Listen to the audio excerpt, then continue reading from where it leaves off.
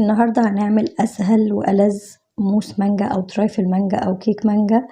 الاسم أنا هسيبلكوا انتوا تحطوا الاسم اللي انتوا عايزينه، المهم ان طعمها فوق الخيال بجد، كريمي كده وناعمة ومنعشة ولذيذة قوي قوي، وطعمها بجد فوق الخيال.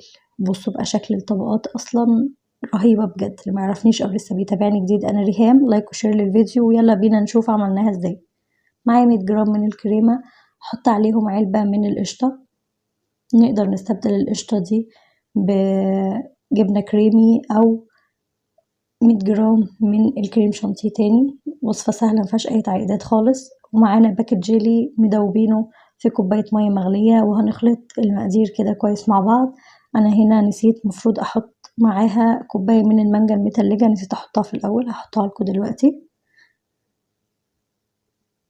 وهنبتدي نخلطهم كويس. مهم جدا ان المانجا بتاعتنا تكون متلجة جدا، يعني ساقعة جدا.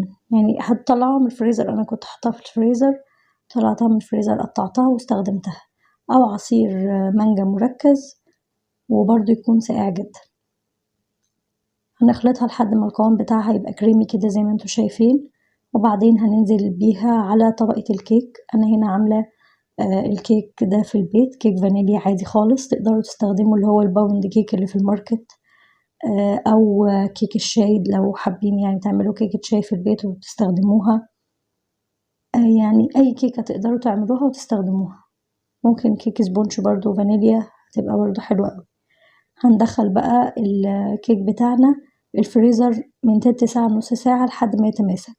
الطبقة التانية محتاجين باكت جيلي برضو مدوبينه في كوباية مية مغلية، وكوباية من عصير المانجا أو شرايح المانجا المتلجة. تمام. الطبقة دي بنعملها قبل ما نطلع التانية من الفريزر ب5 دقايق. كده بقت جاهزة معانا. هننزل بيها بقى على الكيك بتاعنا أو موس المانجا بتاعنا.